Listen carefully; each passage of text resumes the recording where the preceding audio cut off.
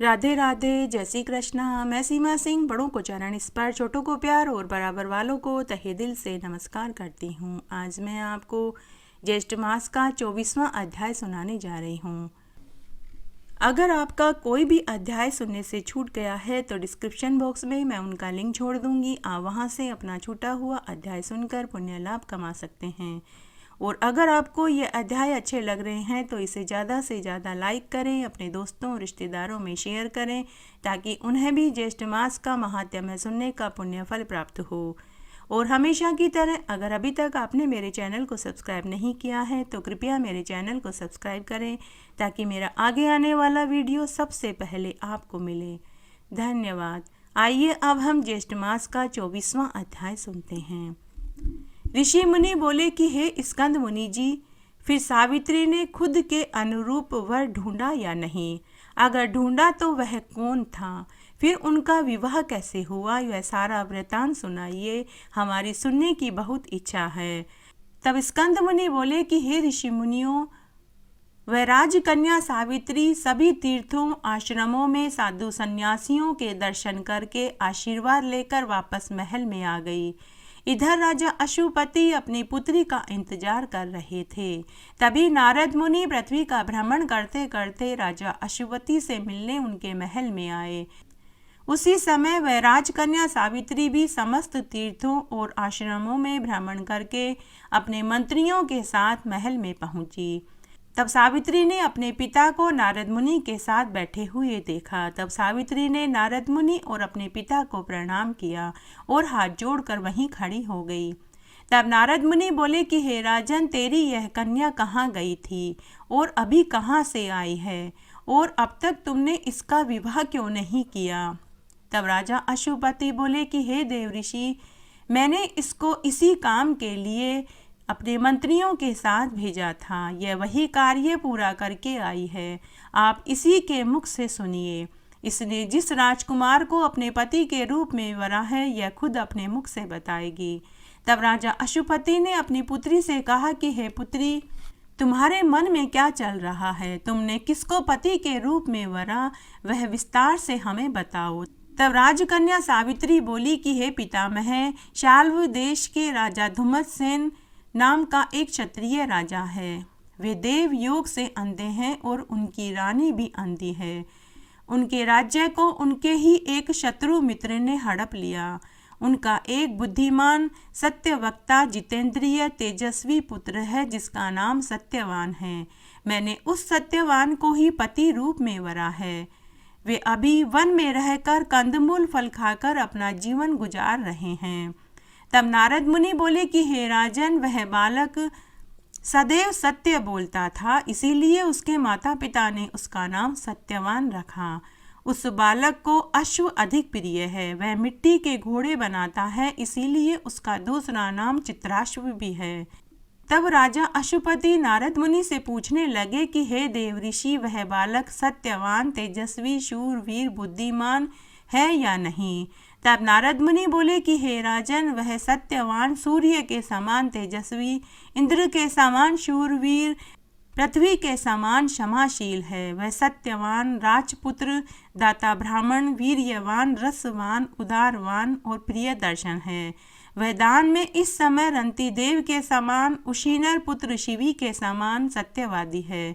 वह धुम्मसेन ययाति के समान उदार, चंद्रमा के समान प्रिय दर्शन, सुंदरता में अश्वनी कुमार के समान है। वह धैर्यवान, क्षमावान, दयावान, तपस्वी, तेजस्वी राजकुमार है। तब राजा अशुपति बोले कि हे नारद मुनि, आपने उस सत्यवान के सभी गुण बताए, उसका कोई अवगुण हो तो वह भी बताइए। तब नारद मुनि बोले कि हे राजन, उसके सब गुणों को दबा देने वाला उसका एक ही दोष है और वह है अल्प आयु। इसके अतिरिक्त उसमें कोई दोष नहीं है। वह सत्यवान 1 साल बाद मृत्यु को प्राप्त हो जाएगा। तब राजा अशुपति अपनी पुत्री सावित्री से बोले कि हे पुत्री, उस सत्यवान में सभी गुणों को दबा देने वाला एक दोष है कि वह अल्प आयु है। वह 1 बरस के बाद ही मृत्यु को प्राप्त हो जाएगा। इसलिए हे पुत्री, तुम वापस मंत्रियों को साथ लेकर दूसरा वर ढूंढने के लिए जाओ। तब सावित्री बोली कि हे पिताजी, राजा पंडित एक बार ही बोलते हैं तथा कन्या भी एक बार ही वर चुनती है। ये तीनों कार्य एक बार ही किए जाते हैं। चाहे सत्यवान अल्प आयु हो, दीर्घ आयु हो, सगुण हो, अवगुण हो, मैंने उसे अपने पति के रूप में स्वीकार कर लिया है। अब मैं दोबारा नहीं वरूंगी। अगर मेरा विवाह होगा तो सत्यवान के साथ ही होगा, अन्यथा मैं आजीवन कुंवारी रहूंगी। हे पिताजी, आप मेरे इस मानस विचार को ध्यान में रखकर जो आपका कर्तव्य हो वही करो। तब नारद मुनि बोले कि हे राजन, सत्यवान के संबंध में सावित्री का विचार स्थिर है। हे राजन, इसने अपने मन में उस सत्यवान को पति रूप में वर लिया है, इसलिए तुम्हें इसका विवाह उसी के साथ कर देना चाहिए। जिसकी बुद्धि निश्चित रूप से दूसरे पुरुष में नहीं जाती, उसको किसी भी प्रकार से धर्म व नीति से अलग नहीं कर सकते। इसलिए सावित्री के लिए सत्यवान श्रेष्ठ वर साबित होगा। तब राजा अश्वपति बोले कि हे देवमुनि, आप ही मेरे गुरु हैं और गुरु के वचन कभी असत्य नहीं हो सकते। मैं आपके कथनानुसार ही कार्य करूँगा। तब नारद मुनि ने सावित्री से कहा कि हे पुत्री, तुम सावित्री के वरदान से उत्पन्न हुई हो, इसलिए तुम वटवृक्ष का पूजन करो और व्रत करो, तुम्हारी सारी मनोकामनाएं पूरी होगी। मैं तुम्हें इस व्रत की संपूर्ण पूजन विधि भी बताऊंगा। तब नारद मुनि ने सावित्री को वटवृक्ष की पूजन विधि व अमावस्या व्रत का पूरा विधान बताया और राजा अश्वपति से बोले कि हे राजन, सावित्री व सत्यवान के विवाह में कोई भी बाधा उत्पन्न नहीं होगी, ऐसा मेरा आशीर्वाद है। और फिर नारद मुनि स्वर्गलोक में चले गए। तब राजा अश्वपति ने अपनी कन्या का वैवाहिक कार्य संपन्न करवाया। इस अध्याय में आज मैं आपको विष्णु भगवान की एक पौराणिक कहानी सुनाने जा रही हूँ।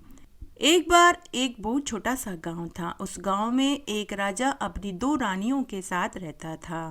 बड़ी रानी विष्णु भगवान की परम भक्त थी। वह रोज विष्णु भगवान की कहानी सुनती थी और रोज 2 मुट्ठी ज्वार चिड़ी कबूतरों को डालती थी। तब एक दिन राजा ने अपनी दोनों रानियों से पूछा कि तुम किसके भाग्य का खाती हो। तब छोटी रानी राजा से बोली कि हे महाराज, मैं तो आपके हिस्से का खाती हूँ। तब बड़ी रानी ने राजा से कहा कि महाराज, मैं तो अपने हिस्से का खाती हूँ। तब राजा को बहुत गुस्सा आया। राजा ने बार बार बड़ी रानी से पूछा, लेकिन हर बार रानी ने एक ही जवाब दिया कि मैं तो अपने भाग्य का खाती हूँ। तब राजा ने कहा कि मैं 2 दिन भी तुम्हें खाना न दूं तो तुम कहाँ से खाओगी। तो बड़ी रानी ने कहा कि महाराज, मेरे विष्णु भगवान सब देख लेंगे। तब राजा ने अपने मंत्रियों से कहकर बड़ी रानी को पुरानी हवेली में भेज दिया। बड़ी रानी अपनी एक दासी के साथ पुरानी हवेली में जाकर रहने लगी। वह हवेली खंडर नुमा हवेली थी, जहाँ कुछ भी खाने पीने का सामान नहीं था। रोज की तरह बड़ी रानी सुबह जल्दी उठी, नहा धोकर विष्णु भगवान की कहानी सुनी और फिर रसोई में गई तो वहाँ 2 थाल खाने के रखे हुए थे। रानी ने उसमें से एक थाली अपनी दासी को दी और दूसरी थाली में से एक रोटी गाय को, एक कुत्ते को और एक चिड़ी कबूतरों को डाली और उसके बाद शेष बचा हुआ खाना बड़ी रानी ने खा लिया। इस तरह कई दिन बीत गए। इस तरह बड़ी रानी भगवान विष्णु की पूजा करती रही और कथा कहानियाँ सुनती रही। भगवान विष्णु की कृपा से रोज सुबह शाम 2 थाली में भोजन आ जाता था। तब एक दिन राजा ने अपने मंत्री को कहा कि तुम पुरानी हवेली में जाकर देख कर आओ कि बड़ी रानी और दासी मर गई या जीवित है। फिर जब मंत्री पुरानी हवेली में बड़ी रानी और दासी को देखने गया तो पुरानी हवेली में खूब धन दौलत और खूब वैभव समृद्धि उसने देखी। मंत्री ने वापस आकर राजा को पूरी बात बताई। तब राजा छोटी रानी और मंत्रियों के साथ पुरानी हवेली में देखने पहुंचा। उसने बड़ी रानी से इसका कारण पूछा तो बड़ी रानी राजा को लेकर तुलसी क्यारे के पास गई, फिर गाय के गुआड़े के पास गई, फिर जहां वह चिड़िया को रोटी डालती थी वहां लेकर गई। सब जगह हीरे मोती और सोने की मोहरें बिखरी हुई थी। बड़ी रानी रोज तुलसी जी को सींचती थी तो तुलसी जी के बिरले में हीरे मोती जगमग कर रहे थे। बड़ी रानी रोज गाय को एक रोटी देती थी तो गाय के गुआड़े में गाय का गोबर सोने में पड़ा हुआ था। बड़ी रानी रोज चिड़िया और कबूतरों को दाना देती थी तो चिड़ी कबूतरों की बीट सोने में बदली हुई थी। तब एक समझदार वयोवृद्ध मंत्री राजा से बोला कि हे महाराज, यह सब कुछ तो बड़ी रानी के सत का प्रताप है। बड़ी रानी रोज विष्णु भगवान की पूजा करती है और कथा कहानियां सुनती है, यह उसी का प्रताप है। तब राजा ने बड़ी रानी से अपनी गलती की क्षमा मांगी। उसके बाद राजा बड़ी रानी को पूरे मान सम्मान के साथ महल में लेकर आया और पूरे राज्य में यह ढिंढोरा पिटवा दिया कि सभी विष्णु भगवान की पूजा करे, व्रत करे, कथा कहानियां सुने, रोज तुलसी जी को जल से सींचे, गाय को रोटी खिलावें और चिड़ी कबूतरों को दाना पानी देवें। उसके बाद राजा भी अपनी दोनों रानियों के साथ विष्णु भगवान की पूजा करने लगे, कथा कहानियां सुनने लगे और रोज तुलसी जी में जल सींचने लगे और खूब दान पुण्य करने लगे, जिसके प्रताप से वे सभी इस जीवन का सुख भोगकर वैकुंठ को प्राप्त हुए। ज्येष्ठ मास में सब कहानियों के साथ में तुलसी जी की कहानी जरूर सुननी चाहिए। आइए अब हम तुलसी माता की कहानी सुनते हैं। एक बार बहुत छोटा सा गांव था। उस गांव में एक माँ बेटी रहते थे। माँ लोगों के कपड़े सिला करती थी, यही उनकी आजीविका का साधन था। बेटी का नाम तारामणि था। जब तारामणि समझदार हुई तो वह रोज पूजा पाठ करती और तुलसी जी में दिया बाती करती और जल से सींचती। इस तरह कई बरस व्यतीत हो गए। तारामणि की पूजा करने से एक दिन तुलसी माँ प्रसन्न हो गई और तारामणि को स्वप्न में आकर वरदान दिया कि हे बेटी, मैं तेरी पूजा से बहुत प्रसन्न हुई। मैं तुझे वरदान देती हूँ कि तुझे किसी चीज़ की कोई कमी नहीं होगी। तू जिस चीज़ की इच्छा करेगी तुझे वही मिलेगी। दूसरे दिन तारामणि ने अपने स्वप्न वाली बात अपनी माँ को बताई तो उसकी माँ ने कहा कि बेटी, भगवान करे ऐसा ही हो। उस दिन तारामणि ने अपने मन में विचार किया कि मेरी शादी किसी राजकुमार से होनी चाहिए। उसी दिन तारामणि अपने घर के बाहर खड़ी थी। तभी वहां से राजा का पुत्र अपने सैनिकों के साथ घोड़े पर से गुजरा। राजकुमार ने तारामणि को देखा। राजकुमार तारामणि की सुंदरता से बहुत प्रभावित हुआ। उसने महल में आकर अपने माँ और पिताजी से तारामणि से विवाह करने की इच्छा जताई। तब रानी व राजा ने अपने राजकुमार पुत्र से कहा कि बेटे, आप हमारे एकोएक लाडले पुत्र हैं। हम आपकी शादी किसी राजा की बेटी से करना चाहते हैं। लेकिन राजकुमार ने जिद पकड़ ली कि मैं शादी करूंगा तो तारामणि से ही करूंगा, अन्यथा मैं किसी से भी नहीं करूंगा। तब राजकुमार के हट के आगे राजा रानी की नहीं चली और राजकुमार की शादी तारामणि से धूमधाम से हो गई। तब तारामणि ने अपने मधुर व्यवहार से अपने सास ससुर का दिल जीत लिया। तारामणि ने ससुराल में आकर भी तुलसी पूजा करना जारी रखा। राजा रानी अपनी बहू के धार्मिक व्यवहार से बहुत प्रसन्न हुए। तारामणि के ससुराल में आने के बाद सभी खुश थे। शादी के साल भर बाद तारामणि को 2 सुंदर पुत्र पैदा हुए। तारामणि रोज सुबह ब्रह्म मुहूर्त में उठती, स्नान आदि करने के बाद तुलसी जी को सींचती और तुलसी जी में दिया बाती करती।